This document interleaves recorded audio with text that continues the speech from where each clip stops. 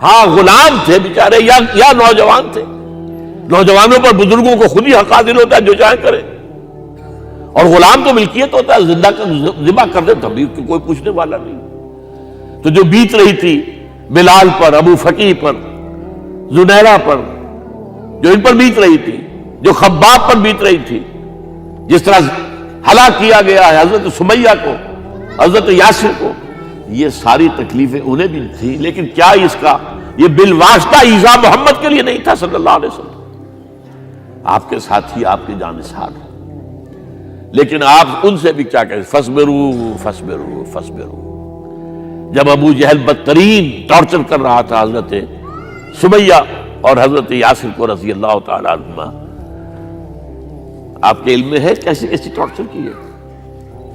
جوان بیٹے کو باندھ دیا ایک ستون کے ساتھ, اس کی نگاہوں کے سامنے برہنہ کیا ہے ماں کو.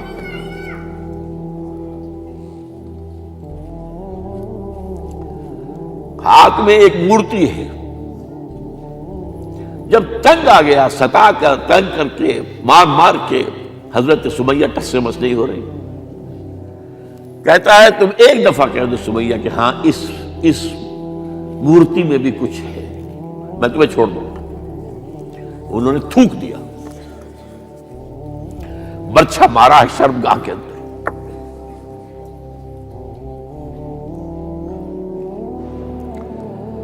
کتنی تکلیف پہنچی ہوگی حضور کو.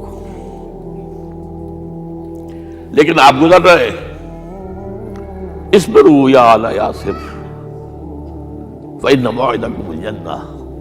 اے یاسر کے گھر والوں صبر کرو, تمہارے استقبال کی تیاریاں ہو رہی ہیں جنت. یہ سیرت کوئی بناتا سناتا ہے, یہ سیرت.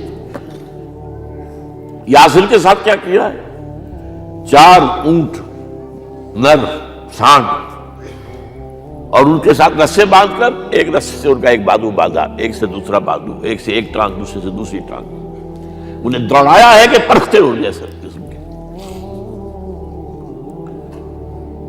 یہ دین ایسے ہی قائم نہیں ہوا. عدل و انصاف کا نظام ٹھنڈے ٹھنڈے قائم نہیں ہوتا, گھر میں آرام سے بیٹھے ہوئے قائم نہیں ہوتا. اور سنیے, 3 برس شیب بنی ہاشم کے تو قید ہے, 3 برس. اور یہاں کی قید پر قیاس نہ کریں. یہاں تو جیل میں کھانے کو ملتا ہے, راشن ملتا ہے, جیسا بھی ملتا تو ہے نا. اور لیڈروں کے لیے تو class A class B class ہے. اب تو ان کا تو لیڈر تو لوگ جب آتے ہیں جیل کاٹ کر معلوم ہوتا ہے کہ شاید کسی صحت افزا مقام سے تشریف لا رہے ہیں. وہاں کیا تھا, ٹوٹل بائیکاٹ. ایک گھاٹی, ادھر پہاڑ ادھر پہاڑ, دونوں طرف جو ہے پہرے, کوئی کھانے پینے کی چیز اندر نہیں جائے گی. اور پورا خاندان بنی ہاشم, وہ بھی کہ جو ایمان نہیں لائے, وہ قبائلی زندگی تھی نا. بنو ہاشم چونکہ حضور کو پشت پناہی چھوڑنے کو تیار نہیں ہوئے, ابو طالب نے آخری وقت تک بھی ساتھ نہیں چھوڑا. ہاں آخری وقت کے قریب ایک بات ہو گئی تھی. ایک مرتبہ تو ہوا کہ وفد آیا ہے قریش کا کہ اپنے بھتیجے کو روک لو, وہ ہمارے معبودوں کی توہین کرتا ہے. ابو طالب نے بلایا اور آپ سے کہا کہ یہ کچھ اپنے رویے کو بدلے. آپ نے فرمایا چچا جان, اب تو چاہیے میرے ایک ہاتھ پر سورج اور دوسرے پر چاند رکھ دے, میں اپنے اس مشن کو چھوڑ نہیں سکتا. یہ ہے استقامت.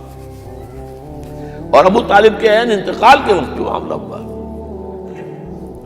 جب وفد آیا ہے کہ ٹھیک ہے اب ہمارا جو ہے صبر کا پیمانہ لبریز ہو گیا ہے, اب ٹھیک ہے آ جاؤ میدان میں, تم بھی ساتھ چھوڑنے کو تیار نہیں ہو.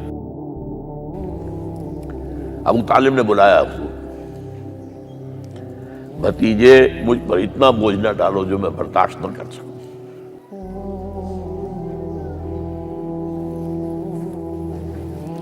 حضور کی آنکھوں میں آنسو آ گئے. چچا جان اب تو یا یہ بات پوری ہوگی یا میں اپنے آپ کو ختم کر دوں, اسی میں ختم ہو جائے. 12 شیب بنی ہاشم میں 3 برس اس حال میں گزرے ہیں ٹوٹل بائیکاٹ، کوئی کھانے پینے کی نہیں۔ کچھ لوگ تھے شریف النفس، مثلا حکیم بن حزام تھے رضی اللہ تعالیٰ، اور بعد میں ایمان لے آئے۔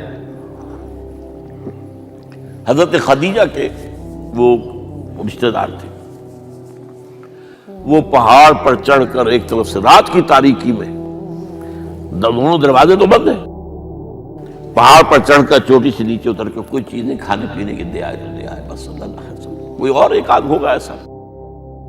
یہاں تک نوبت آئی ہے کہ بنی ہاشم کے یہ پھول جیسے بچے معصوم بھوک سے بلبلا رہے ہیں، اور اس کے سوا کچھ نہیں ہے کہ سوکھے چمڑے ابال کر اس کا پانی ان کے حلق میں ٹپکا دیا جائے۔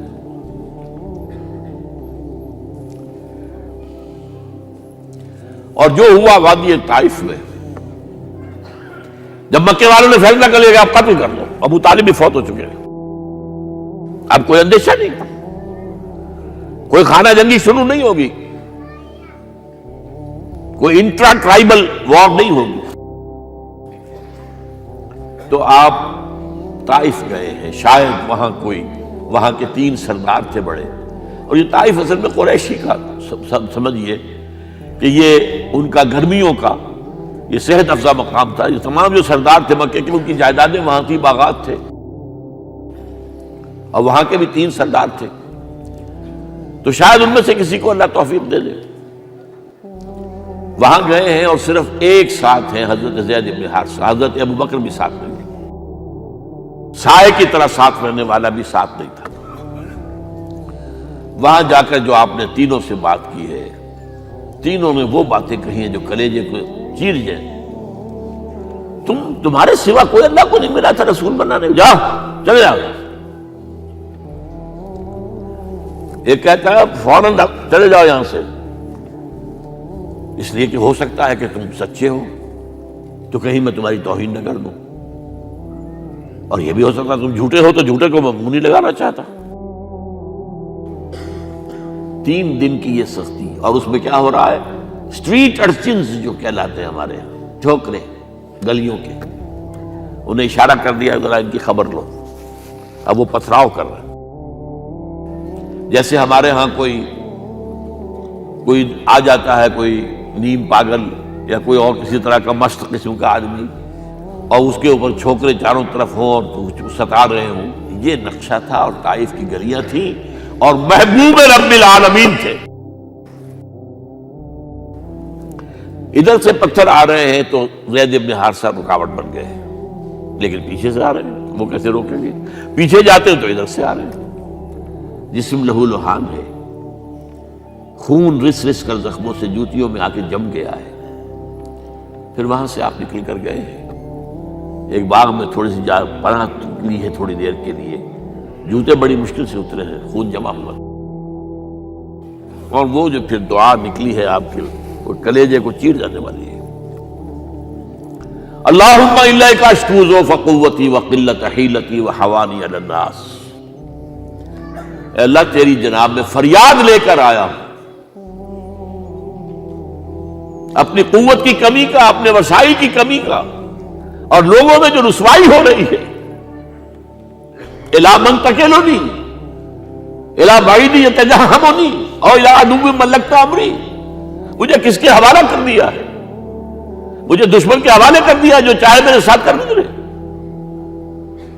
فریاد ہے کہ نہیں؟ بڑی زوردار فریاد ہے، بڑی زوردار، لیکن پھر مقام عبدیت کا ظہور ہوتا ہے۔ ان لم یکن علی غضبک فلا ابالی، اے اللہ اگر تو ناراض نہیں ہے، مجھے اندیشہ یہ ہو گیا کہ کہیں تو ناراض تو نہیں ہو گیا ہے، کہیں تو نے میرا ساتھ تو نہیں چھوڑ دیا ہے۔ اگر تو ناراض نہیں ہے تو مجھے کوئی پرواہ نہیں، جو ہو سو سر تسلیم خواہ میں جو مزاج یار میں آئے۔ واپس آئے ہیں تو مکے میں داخل نہیں ہو سکتے تھے، وہاں تو قتل کا فیصلہ ہو چکا۔ باہر ہی آپ نے ڈیرا لگایا، زید بن حارثہ کو بھیجا، فلاں شخص کے پاس جاؤ کہ تم اگر امان میں لے لو محمد کو تو محمد آ جائیں۔ میں تو میری یہ پوزیشن نہیں ہے، میں قریش کے مقابلے میں امان نہیں دے سکتا۔ دوسرے کے پاس بھیجا، اس نے بھی کچھ ایسے جواب دے دیا۔ تیسرے کے پاس جب گئے حضرت زید، مطعم بن عدی، اس نے کہا ٹھیک ہے، میں امان دیتا ہوں محمد کو، وہ آ جائے مکے میں۔ حضور سے آگے کہا، حضور نے فرمایا نہیں جا کر کہو، آ کر لے کر جا۔ کیوں؟ کیا پتا اچانک جو ہے میرے داخل ہوتے ہی کوئی مجھ پر حملہ کرے، قتل کرے۔ وہ تو یہ کہہ سکے کہ ہمیں کیا پتا تھا کہ مطعم نے جو ہے امان دی ہے، I never knew it۔ اب یہ قبیلے کے اندر یہ ہوتا تھا کہ ایک نے امان دے دی، سب کی طرف سے امان، لہذا حضور نے فرمایا آ کر لے کر جاؤ۔ وہ اپنے 6 بیٹوں کو ہتھیار سجا کر لے کر آیا ہے اور پھر لے کر گیا حضور کو، کہتا ہوا گزر رہا ہے راستے میں، لوگوں سن لو محمد میری امان میں ہے صلی اللہ علیہ وسلم۔ اس لیے آپ کو مکے کے اندر پھر 2-2.5 سال مزید رہنے کا موقع ملا ہے، اور اتنا بڑا احسان آپ نے مانا پھر مطعم بن عدی کا کہ غزوہ بدر میں جب 70 اسیر تھے قریش کے حضور کے پاس، تو آپ نے فرمایا تھا کہ اگر آج مطعم زندہ ہوتا اور وہ سفارش کرتا تو میں ان سب کو چھوڑ دیتا بغیر کسی فدیے کے۔ بہرحال یہ چند باتیں میں نے آپ کو بتائی، باقی تو یہ کہ غار ثور ہے کیسی کیسی، اور پھر غزوہ بدر سے پہلے کی رات ہے، اور وہ آپ کا زندگی کا طویل ترین سجدہ ہے اس میں، جہاں تک یہ الفاظ بھی آپ نے کہہ دیا، اللہ اگر کل یہ جو 313 یہاں جمع ہیں اگر یہ ختم ہو گئے تو پھر قیامت تک تیرا نام لینے والا کوئی نہیں ہوگا، میں آخری رسول ہوں، میری یہ 15 برس کی کمائی ہے۔ اس پر کہا حضرت ابوبکر نے، وہ پہرےدار کی حیثیت سے کھڑے تھے، کہ حسبک حسبک حضور بس کیجئے بس کیجئے۔ بہرحال بدر ہے، احد ہے، زخمی ہوئے ہیں، دندان مبارک شہید ہوئے ہیں، خون اتنا بہا ہے کہ بے ہوش ہو گئے ہیں، اور خبر اڑ گئی ہے کہ آپ شہید ہو گئے۔ یہ سب کچھ، اور سب سے بڑھ کر حمزہ کی لاش سامنے آئی، کیسی لاش، ناک کٹی ہوئی ہے، کان کٹے ہوئے ہیں، پیٹ چاک کر کے کلیجہ چبایا ہوا ہے، کس طرح برداشت کیا ہوگا آپ نے؟ اپنے اوپر طاری کر کے دیکھیں، یہ حمزہ کون ہے؟ چچا ہے، دودھ شریک بھائی ہے، خالہ داد بھائی ہے، ساتھ کا کھیلا ہوا ہمجولی ہے، اور اس کی لاش ہے۔ جو قلب اکر پر بیت رہی تھی وہ مدینے میں آ کر ایک بڑا ماحول بدلا ہوا تھا، تب وہ بات سامنے آ گئی۔ جب آپ مدینے واپس تشریف لائے ہیں تو ظاہر بات ہے کہ زیادہ انصار کے لوگ تھے جو شہید ہوئے تھے۔ بدر میں مہاجرین تو میرے خیال ہے 4تھائی تھے نمبر کے اندر، 3/4 تو انصاری تھے۔ اسی طریقے سے احد کے اندر معاملہ ہے، تو مختلف گھروں سے عورتوں کے بین کرنے کی آوازیں آ رہی تھی، اس لیے کہ اس وقت تک بین کرنا حرام نہیں قرار دیا گیا تھا، ممنوع نہیں تھا۔ آوازیں سن کر حضور کی زبان مبارک سے نکل گیا، اما حمزہ تو فلا بواکی لہو، ہائے حمزہ کے لیے تو کوئی رونے والی بھی نہیں ہے۔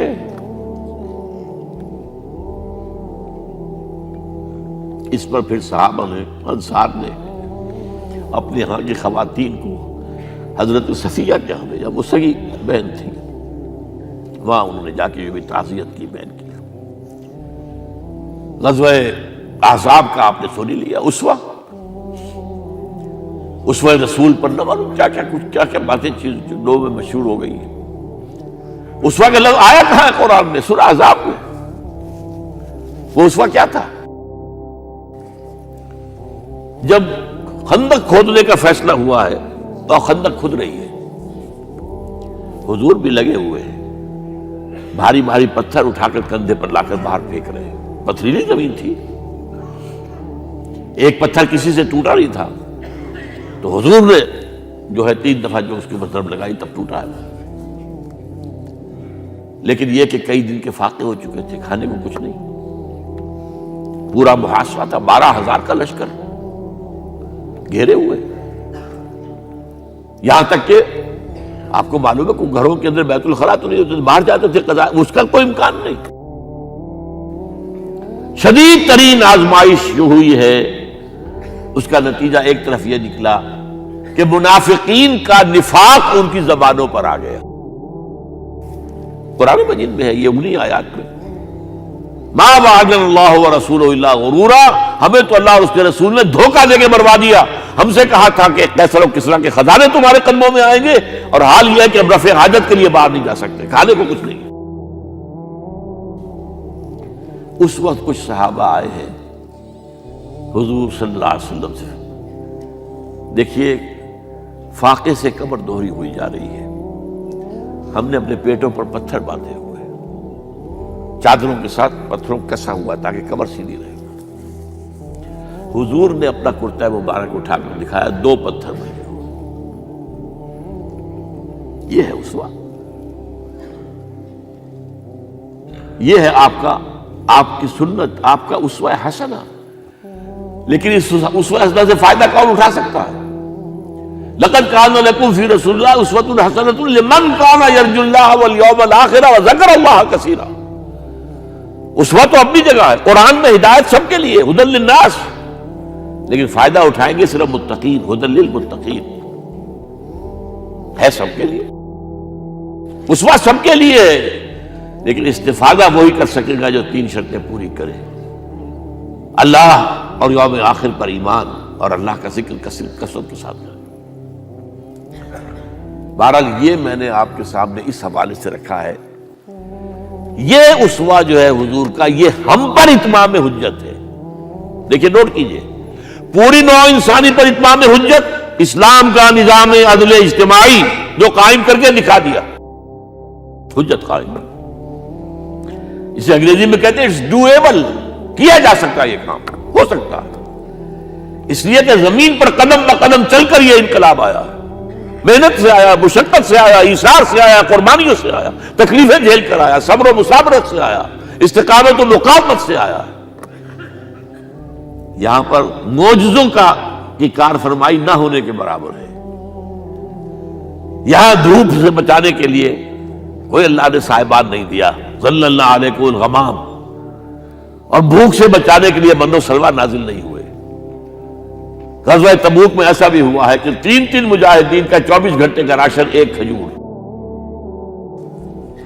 ایک نے منہ میں رکھی، کچھ چوس لی، کچھ گلوکوز چلا گیا اس میں سے، دوسرے کو دے دی، اس نے چوس لی، پھر تیسرے کو دے دی۔ من و سلوہ نازل نہیں ہوئے۔ محنت، مشقت، ایثار، قربانی، صبر، مصابرت، استقامت، مقاومت، یہ ہے اسوہ رسول۔